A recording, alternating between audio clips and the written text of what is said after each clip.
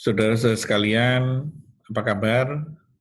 Saya Marsudi Wahyu Kesworo, Komisaris Independen di PT Telkom. Selamat mengikuti pelatihan Class of Data Science. Pelatihan ini penting, saudara-saudara sekalian. Kenapa? Karena data science adalah salah satu pilar dari revolusi industri yang keempat. Di dalam revolusi industri yang keempat, dikenal adanya 7 pilar dari teknologi yang akan menopang kemajuan teknologi di masa depan. Yang pertama adalah artificial intelligence. Kemudian yang kedua adalah blockchain.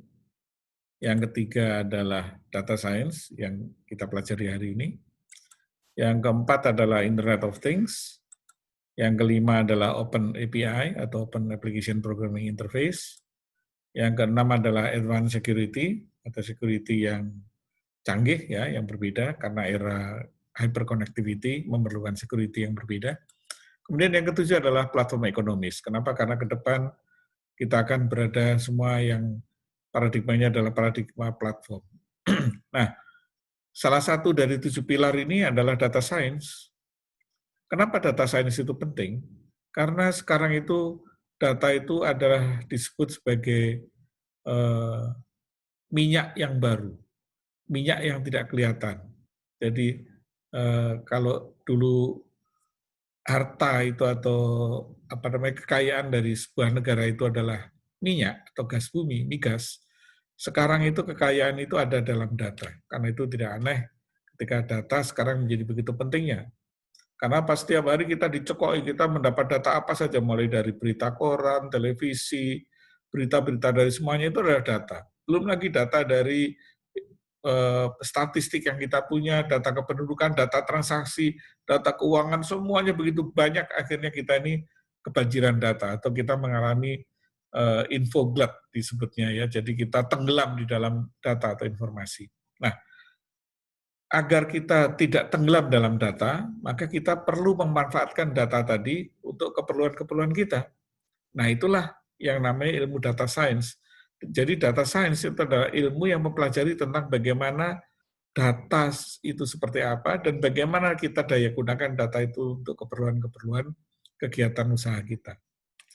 Data science sendiri ada banyak pendekatannya ya. Ada teori ini, teori itu gitu ya, tetapi semuanya sama, basisnya sama, adalah bagaimana mendayagunakan data dengan mempergunakan tools analitik tertentu sehingga data itu berguna untuk keperluan-keperluan kita. Saya sendiri mengkategorikan data science itu ke dalam 6 kelompok besar. Yang pertama adalah statistik, karena memang basis utama dari data science adalah statistik. Jadi karena itu nanti saudara harus belajar statistik kalau mau belajar data science. Paling tidak saudara paham tentang statistik. Nomor 2 adalah visualisasi. Jadi bagaimana data yang begitu banyak itu divisualisasikan, bisa dibayangkan. Kenapa? Karena kemampuan imajinasi manusia itu terbatas. Jadi kalau data itu ditampilkan dalam bentuk angka, dalam bentuk jutaan angka berderet itu mungkin kita nggak bisa membayangkan apa yang terjadi. Tapi kalau jutaan angka itu divisualisasikan dalam bentuk grafik misalnya, atau chart, maka kita dengan mudah bisa melihat. Atau paling tidak bisa memahami lebih baik tentang data tersebut. Kemudian yang ketiga adalah data mining. Data mining itu adalah data, karena datanya begitu banyak, datanya begitu besar, maka kita perlu mengerti sebetulnya apa yang terjadi dengan data tersebut. Sebagai contoh misalnya, ketika cash register menerima transaksi pembelanjaan dari hari ke hari, dari jam ke jam, dari detik ke detik, selama setahun atau 2 tahun atau 5 tahun, maka di cash register tadi akan tersimpan data transaksi apa saja dan siapa yang membeli. Nah, dengan menggunakan data mining kita bisa gali informasi tadi sehingga kita bisa gunakan untuk misalnya mengatur tata letak barang di dalam toko kita, mengatur bagaimana kapan kita harus stok barang tertentu, kapan barang tertentu laku, kapan harganya naik, dan sebagainya. Itu namanya data mining. Kemudian yang keempat adalah manajemen data. Manajemen data itu begini, saudara-saudara sekalian. Data yang banyak tadi datang dari banyak sumber. Kalau kita tidak manage dengan baik, maka bayangkan saja, data yang dari sumber A formatnya begini, data dari sumber B formatnya beda. Nah, bagaimana data yang formatnya beda-beda, itu bisa dikelola sehingga menjadi satu kesatuan. Itu kita baru bicara format, belum bicara semantik atau arti data. Data di satu tempat bisa punya arti berbeda dengan di tempat lain. Sebagai contoh misalnya kata bisa ya, bisa. Mungkin dari satu sumber bisa itu artinya dapat, tapi di sumber lain bisa itu artinya racun. Karena bisa punya arti, bisa berarti ya, bisa dapat punya arti, bisa dapat arti. Bisa itu artinya bisa dua, bisa dapat, bisa juga racun. Itu namanya data manajemen ya, mengelola bagaimana data itu bisa terintegrasi. Meskipun sumbernya berbeda-beda, meskipun formatnya berbeda-beda, tapi mereka memiliki semantik yang sama. Nah, kemudian yang kelima adalah machine intelligence. Jadi bagaimana menggunakan data itu dalam digunakan untuk mentrain atau mengajari sebuah mesin atau komputer. Kemudian komputer karena belajar dari data tersebut, dia memiliki kecerdasan. Persis seperti manusia, kita ini cerdas karena kita belajar dari data. Kita belajar kan dari data. Dari apa yang kita lihat, dari apa yang kita dengar, apa yang kita baca, maka kita memiliki kecerdasan. Nah, yang ke-6 adalah topik-topik spesial. Topik spesial itu adalah penggunaan data science untuk di luar hal yang sifatnya numerik. Misalnya bagaimana menggunakan data science untuk membuat atau mengenerate novel. Bagaimana menggunakan data science untuk membuat foto hitam putih menjadi foto berwarna dan sebagainya. Nah, mari kita lihat satu persatu ya. Jadi kita mulai dulu, kalau kita mau belajar data science, itu ada 4 hal yang menjadi dasar yang harus dikuasai oleh seorang data scientist. Yang pertama adalah fundamental tentang data science itu sendiri. Jadi fundamental tentang data science itu adalah mengerti apa itu matriks, menguasai aljabar linier, ya paling nggak dasar-dasarnya, tahu tentang regresi itu apa, dan seterusnya itu dasar-dasar matematikanya ya. Kemudian tahu tentang hash function, tahu tentang binary tree itu apa ya, kemudian menguasai aljabar relasional, kemudian mengerti tentang teori set atau teori himpunan. Ya. Nah, kemudian tahu tentang apa itu data frame dan deret. Ya, data frame ini menjadi komponen penting nanti di dalam data science. Dalam data science kita banyak bicara tentang data frame ya. Nah, itu adalah fundamental. Ada banyak ya, saya nggak bahas semuanya. Yang kedua adalah tahu tentang statistik. Jadi seorang data scientist harus tahu tentang apa itu distribusi. Apa bedanya distribusi normal dengan distribusi Poisson? Apa bedanya distribusi normal dengan distribusi Gaussian? Apa itu random variable? Apa itu teorema Bayes? Apa itu percentile? Apa itu outlier? Apa itu histogram? Apa itu probability? Ini adalah dasar-dasar statistik yang harus dikuasai oleh seorang data scientist. Kemudian yang ketiga adalah kemampuan pemahaman tentang programming. Programming ini sebetulnya adalah lebih ke algoritma. Karena itu di sini bagaimana tahu tentang bagaimana melakukan processing terhadap data frame. Tadi di depan saya sebut data frame ya. Bagaimana membaca data yang formatnya CSV. Kenapa? Karena format CSV itu atau Combined Separated Values itu jadi format yang umum yang digunakan untuk pertukaran data satu ke data yang lainnya. Bagaimana algoritma manipulasi dari data frame tersebut. Bagaimana melakukan processing terhadap array, terhadap matriks, terhadap vektor, dan sebagainya. Nah, kemudian yang keempat adalah menguasai toolbox. Kenapa? Karena banyak yang keperluan kita tidak perlu kita membuat aplikasinya sendiri. Kita bisa menggunakan toolbox yang sudah ada. Toolbox yang ada misalnya paling gampang adalah Excel. Excel itu, Microsoft Excel maksud saya, adalah toolbox yang sangat powerful. Apalagi kalau ditambahkan dengan analisis toolpath. Dia menjadi sangat powerful, ditambahkan dengan programming. Jadi kalau saudara menguasai bahasa pemrograman VB di dalam Excel, maka kita bisa membuat Microsoft Excel dari sebuah alat untuk data analitik yang sangat powerful. Tapi kalau nggak mau pakai Excel, ada juga yang suka programming biasa, bisa belajar Java, yang sangat populer ya dalam data science, atau lebih populer lagi Python misalnya. Yang nggak suka Python bisa pakai R misalnya. R ini tadinya adalah paket untuk statistik seperti SPSS gitu ya, tapi gratis terbuka. tapi kemudian ditambahkan dengan library-library bisa digunakan untuk data analitik. Atau mau yang lebih tinggal pakai saja, ada namanya WK, ada namanya RapidMiner, itu tinggal pakai saja. Dan ada beberapa toolbox yang lain. Jadi silakan mau toolbox apa yang dipilih, paling tidak saudara menguasai salah satu. Yang paling hebat adalah, yang paling bagus adalah kalau saudara menguasai programming-nya. Karena itu menguasai Python, menguasai R, menguasai Java. Kalau di level script ya, kalau mau di level lebih ke dalam lagi, menguasai C++ itu menjadi advantage bagi seorang data science ya. Tapi karena data science itu sekarang bukan hanya milik orang IT, tapi semua bidang ilmu sekarang belajar data science, maka yang perlu menguasai programming C++ misalnya mungkin hanya orang-orang yang basisnya ilmu komputer, tapi kalau yang orang-orang dari dunia bisnis, dari kedokteran, sosial, mungkin cukup pakai Python atau cukup pakai R misalnya.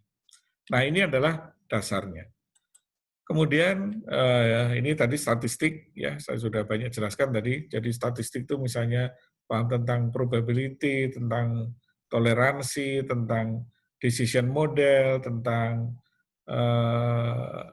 distribusi, tentang regresi, dan seterusnya. Ini adalah statistik. Nah, kemudian berikutnya lagi adalah data mining. Jadi setelah statistik ada data mining. Data mining itu adalah menggali data, karena kita tahu dalam data analitik kita punya banyak sekali data. Banyak data belum tentu namanya big data ya. Big data itu cerita berbeda, nanti saya bicarakan khususnya. Kita punya banyak data, saking banyaknya kita tidak paham apa yang terjadi dengan data itu. Misalnya, kita punya sebuah supermarket ya, ada data transaksi tadi di cash register itu, di kasir itu ada data transaksi. Transaksi itu biasanya bentuknya adalah kode barang sama dibeli harganya berapa, jumlahnya berapa. Nah ini nggak mudah untuk kita lihat, tapi dengan data mining kita bisa gunakan, oh ternyata di dalam data dari toko kita, rata-rata orang kalau beli susu, misalnya ini contohnya di gambar yang di tengah ini, kalau beli susu maka 71% kemungkinan dia membeli roti. Jadi 71% dari orang yang beli susu dia beli roti. 43% dari orang yang beli susu ternyata beli telur. 29% orang yang beli susu ternyata beli tisu misalnya. Nah, dengan mengetahui ini kita bisa atur tata letak dari barang-barang tersebut di dalam toko kita. Atau kita bisa gunakan untuk kebijakan melakukan stok barang. Contoh yang lain adalah digunakan oleh salah satu operator perusahaan transportasi online misalnya. Ketika kita memesan transportasi dari satu tempat, katakanlah dari Pasaraya, dari Blok M ya, kemudian menuju Plaza Senayan gitu ya. Nah, data yang ada di operator transportasi ini menunjukkan bahwa orang kalau dari Blok M ke Plaza Senayan, itu jalannya lewat mana saja. Dan pada jam tertentu macet atau tidak. Kalau macet, berapa lama macetnya? Lewat berapa lampu merah? Di tiap lampu merah itu berhenti berapa lama? Tiap lampu merah itu kan berubah-ubah ya. Ada yang cepat, ada yang lambat gitu ya. Kemudian berdasarkan data itu semua yang sudah dikumpulkan selama bertahun-tahun, maka kemudian bisa dihitung kira-kira biaya kalau saya dari Blok M menuju Plaza Senayan itu biayanya berapa. Nah itu menggunakan data mining yang ada di dalam database dari perusahaan transportasi tersebut. Nah contoh yang lain adalah gambar yang di bawah ini, yang merah, kemudian ungu dan hijau ini. Dia adalah clustering dari data. Jadi misalnya katakanlah ini data dari customer atau nasabah dari bank. Data yang merah ini menunjukkan siapa-siapa yang kreditnya macet. Data yang di tengah, yang ungu menunjukkan siapa-siapa yang kreditnya kurang lancar. Kemudian data yang hijau itu menunjukkan siapa-siapa yang kreditnya lancar. Misalnya. Nah, dengan data itu kita tampilkan seperti ini, maka kita bisa lihat ternyata kelompok data yang kreditnya macet itu sekian besarnya, yang lancar sekian besarnya. Kemudian dari sini kita bisa lakukan pengambilan keputusan, apapun keputusan itu. Kemudian contoh yang di atas, pojok kanan atas ini adalah peta penyebaran dari sebuah pandemi. Misalnya COVID lah contohnya ya. Ketika seseorang tertular, kemudian dia menular ke berapa. Kemudian dari data yang dikumpulkan itu kita bisa buat pola penyebaran dari pandemi tersebut. Sehingga kita bisa lakukan langkah-langkah untuk melakukan isolasi pada area tertentu misalnya. Nah, sementara Contoh yang lain, data yang paling bawah ini adalah data mining yang paling gampang. Ini adalah kita punya data apapun, misalnya data curah hujan misalnya, atau data transaksi, atau data kurs rupiah ke dolar, kita petakan aja, kita plot saja. Dan kita plot itu kita bisa melihat kira-kira trennya seperti apa. Yang sebetulnya nanti lebih valid lagi kalau kita bicara mengenai visualisasi. Nah, kalau kita bicara visualisasi, apa yang harus saudara pelajari, saudara kuasai adalah bagaimana memahami tentang berbagai macam modul-modul untuk plotting. Mulai dari ggplot, kemudian menggambarkan tree dan tree map, menggambarkan histogram, membuat line chart, membuat spatial chart, dan seterusnya. Jadi teknik-teknik menampilkan data. Nah, teknik ini kalau dikuasai dengan baik, maka kita bisa tampilkan data dalam bentuk-bentuk yang luar biasa. Contohnya, misalnya yang di pojok sebelah kiri ini adalah menampilkan data dari sebuah media sosial, pertemanan seseorang dengan orang lain. Jadi kita lihat misalnya orang ini yang di tengah ini temannya siapa saja. Ini bisa kita tampilkan di dalam, kita ambil data dari data media sosial, kemudian kita tampilkan, kita visualisasikan seperti yang ini. Sehingga kita bisa mudah melihat. Nah, kemudian yang kedua, contoh yang kedua adalah, yang di bawah ini adalah visualisasi dari sebuah molekul kimia. Jadi sebuah molekul kimia terdiri dari atom apa saja, dan bagaimana atom itu bersambungan dengan yang lain. Nah, visualisasi ini bahkan kita bisa buat dinamis. Contohnya, video yang di atas ini menunjukkan bagaimana molekul-molekul kimia ini dilihat, kita bisa putar, kita bisa lihat dari sudut yang berbeda, sehingga perubahan-perubahan ini kita bisa gunakan untuk mengamati sebuah struktur molekul misalnya, atau struktur DNA manusia, atau struktur apapun, kita bisa visualisasikan. Termasuk struktur 3 dimensi seperti yang ada di kotak di bawah ini. Kalau ini adalah diagram yang sama menunjukkan kredit tadi, yang merah ini kreditnya macet, yang kuning atau ungu ini kreditnya lancar, yang hijau ini kreditnya tidak ada masalah begitu. Tapi kita tampilkan dalam bentuk 3 dimensi. Atau kita bisa tampilkan juga untuk menampilkan, visualisasikan komponen-komponen setelah dirakit. Jadi sebagai contoh misalnya mesin ini terdiri dari ratusan atau ribuan komponen, ketika dirakit jadilah bentuk mesin seperti ini. Nah, itu menggunakan teknik visualisasi. Kemudian yang berikutnya lagi adalah machine learning. Dalam machine learning itu adalah, tadi karena kita punya data begitu banyak, kadang-kadang kita sulit untuk memahami data itu, nah maka kita berikan pada komputer, kemudian komputer belajar dari data tersebut, kemudian dengan mempelajari isi data tersebut, komputer bisa mengambil kesimpulan, atau bisa mengambil keputusan, atau paling tidak memberikan alternatif keputusan. Kira-kira seperti itu ya. Kenapa? Karena dasarnya learning itu dasarnya kan dari belajar. Kita ini belajar dasarnya dari data. Jadi apa yang kita lihat, apa yang kita dengar, apa yang kita rasakan, itulah kemudian menjadi pembelajaran bagi kita. Mesin juga sama. Mesin kalau kita berikan data, maka data tadi bisa dipelajari oleh mesin, kemudian mesin tadi memiliki kecerdasan.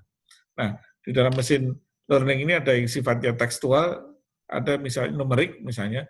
Numerik itu adalah regresi, nearest neighbor, Bayes clustering, kemudian sampai ke yang canggih seperti analisa tree, analisa forest, ya, clustering, kemudian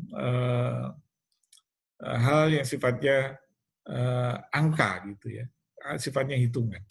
Tapi ada juga yang sifatnya non hitungan, yang namanya text mining.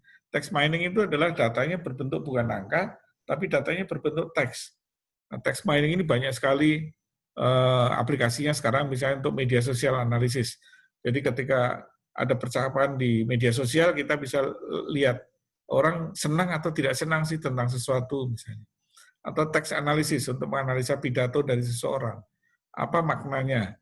Bahkan sekarang itu teks analisis itu digunakan untuk membuat summarizing system. Jadi diberikan bacaan, biasanya kita membuat kesimpulan kan. Nah, yang membuat kesimpulan itu sekarang komputer. Nah, kemudian kalau komputer sudah bisa membuat kesimpulan, maka bisa kemudian dibuat berikutnya, namanya text generation. Komputer menghasilkan teks. Jadi seperti kita mengarang begitu ya. Nah, text mining atau non-numeric data science ini sekarang juga menjadi tren. Bisa dipakai untuk musik, bisa dipakai untuk gambar, untuk video, dan yang lain-lain.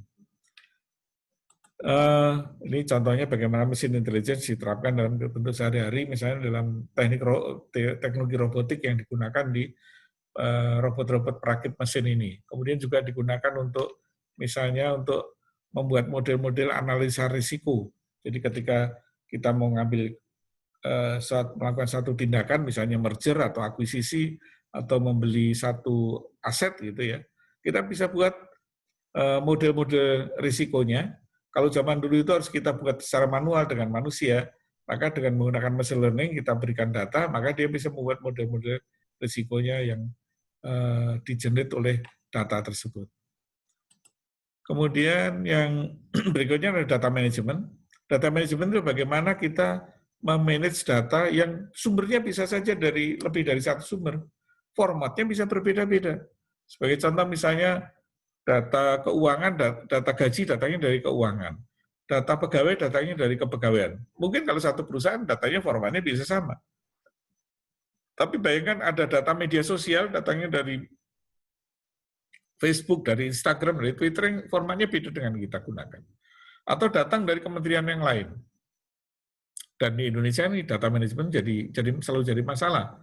Selalu kebijakan kita selalu bermasalah karena data kita tidak valid, data kita tidak satu.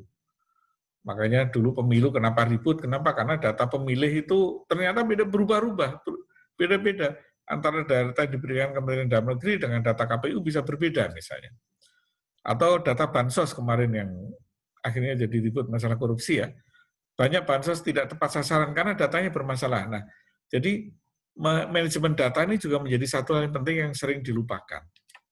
Dalam manajemen data itu kita belajar bagaimana kita melakukan survei data, melakukan sampling, melakukan principal component analysis untuk melihat tren dari suatu data, melakukan konversi dari satu format ke format yang lain, dan berbagai macam yang lain. Nah, data manajemen ini banyak sekali sekarang kegunaannya.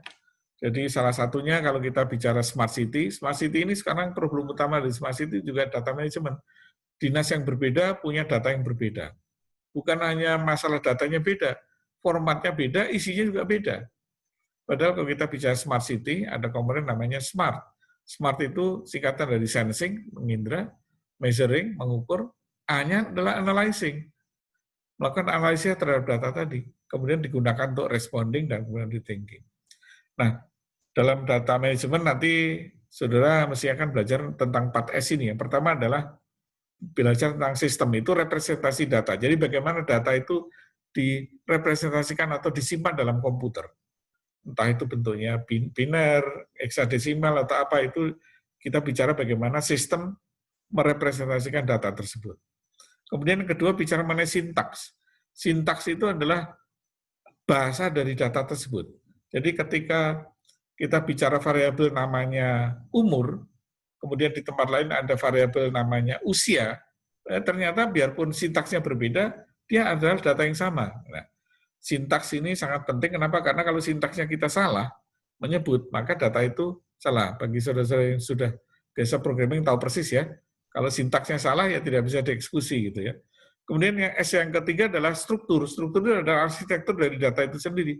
Kenapa? Kadang-kadang satu data bisa terdiri dari data yang lain. Contohnya pegawai gitu ya, itu bisa terdiri dari data namanya dia, name-nya, nama bagian dia bekerja, kemudian nama keluarga. Nama bagian dia bekerja bisa terdiri dari nama manajernya, tugasnya apa, dan seterusnya. Alamatnya di mana, atau ruangannya di mana. Jadi struktur dari data ini difahami betul. Kemudian S yang keempat adalah semantik. Nah, kalau sintaks berkaitan dengan tata aturannya, kalau semantik berkaitan dengan artinya. Nah, data kadang-kadang data yang sama bisa punya arti berbeda. Ambil contoh misalnya data atau kata bisa. Bisa ini bisa punya arti dapat, bisa punya arti racun. Dua-duanya valid. Nah, semantik melihat ketika kata bisa ini ada di dalam kalimat misalnya, saya bisa menulis, ya, Jadi ada subjek, dia jadi predikat, maka bisa berarti dapat. Tapi kalau bisa ini menjadi objek, misalnya ular mengeluarkan bisa, maka bisa ini artinya adalah racun. Nah, jadi itu semantik contohnya ya. Nah, semantik itu begitu pentingnya karena data ini bisa saja formatnya berbeda, panjangnya berbeda, bentuknya berbeda, tapi semantiknya bisa saja sama. Nah, dalam data manajemen, data yang seperti ini dipelajari bagaimana data yang meskipun semantiknya berbeda, meskipun sintaknya berbeda, meskipun strukturnya berbeda, kalau semantiknya sama atau berbeda, maka dia menjadi data yang sama atau berbeda. Nah, ini dipelajari semua dalam data manajemen. Kemudian, big data. Nah, ini yang sering jadi ramai ini big data ini ya, sekarang jadi tren. Saking trennya semua orang nyebut namanya big data. Padahal big data itu tidak sembarangan boleh disebut ya. Kalau punya data banyak itu kemudian namanya bukan big data. Jadi kalau saudara punya hard disk 5 tera, isinya banyak data itu bukan big data di situ. Itu data yang banyak saja. Tapi sekarang banyak orang menyalahartikan data yang banyak itu jadi big data. Big data itu adalah data yang memiliki persyaratan-persyaratan tertentu. Ada yang menyebut 3V, ada yang menyebut namanya 5V. Yang paling gampang ada 3V. Yang pertama memang volumenya besar, jadi jumlahnya besar. V yang kedua adalah velocity-nya atau kecepatan berubahnya juga besar. Jadi setiap detik dia bertambah atau berubah. Itu V yang kedua ya, velocity. V yang ketiga adalah variasi. Variasinya banyak. Ada angkanya, ada hurufnya, ada gambar, ada video, ada suara. Nah, itu baru namanya big data. Kalau datanya cuma angka semua, biarpun banyak, namanya belum tentu big data. Gitu. Nah, dalam big data ini nanti saudara akan pelajari mengenai bagaimana melakukan pemetaan, ya, melakukan map reduce terhadap big data tersebut, bagaimana melakukan query dengan menggunakan SQL, bagaimana menggunakan Hadoop misalnya kalau kita menggunakan platform Hadoop, bagaimana menggunakan men-setup Hadoop tadi untuk mengelola data dan seterusnya, termasuk replikasi dari data. Nah, yang berikutnya adalah special topics, ini menarik. Special topics ini adalah aplikasi data science, bukan untuk angka, bukan untuk data numerik. Ya. Contohnya misalnya dipakai untuk pemetaan media sosial, ini contohnya ya. Gambar yang di pojok kiri bawah ini menunjukkan bagaimana kita memetakan hubungan seseorang dengan orang lain. Jadi nampak misalnya ini gambar dari Twitter dan followernya. Jadi kita bisa lihat siapa followernya, siapa saja. Dan kita bisa lihat di dalam following tadi ada cluster-cluster, ada seseorang yang followernya ini, kemudian dia memfollow orang lain misalnya. Ini contoh yang pertama dalam yang namanya sosial media analytics ya. Nanti mungkin dipelajari juga. Ini penting. Kenapa? Karena social media analytics sekarang dengan era banyak hoax, banyak berita palsu, banyak perilaku media sosial yang kurang baik, itu media sosial analitik itu menjadi penting sehingga kita tahu misalnya untuk melakukan sentiment analytics misalnya, apakah produk kita banyak yang suka atau tidak suka, banyak yang komplain atau tidak, itu bisa menggunakan media sosial analytics ya. Kemudian yang kedua, contoh aplikasi kedua sekarang juga jadi tren adalah untuk penerjemahan otomatis. Penerjemahan otomatis ini dari satu data, satu bahasa ke bahasa yang lain. Bisa berbentuk teks seperti ini, tapi bisa juga sekarang lagi tren berbentuk langsung suara. Jadi saya bicara dalam bahasa Mandarin misalnya, langsung diterjemahkan dalam bahasa Inggris, dalam bentuk suara juga. Atau orang bicara dalam bahasa Mandarin, langsung diterjemahkan dalam bahasa Inggris dalam bentuk suara juga, seketika. Tanpa melalui menunggu, atau instant translation. Alatnya sudah banyak ya, saudara mungkin tahu di toko-toko online alat itu dijual ya. Kemudian juga untuk special topic ini juga lagi tren karena untuk analisa dari speech, dari pidato. Jadi misalnya seorang kandidat presiden berpidato, kemudian dari pidatonya ini software ini bisa melakukan analisis kira-kira dia pandangan ekonominya seperti apa. Kemudian apakah dia pro rakyat atau pro pajak, apakah dia pro kemakmuran atau dia pro pemerataan. Itu bisa dilakukan dengan namanya speech analytics ya. Dan ini bisa dari suara, speech analytics-nya bukan dari teks, dari tulisan gitu, tetapi dari pidato dia, kemudian special topics di dalam data science ini melakukan analisis itu.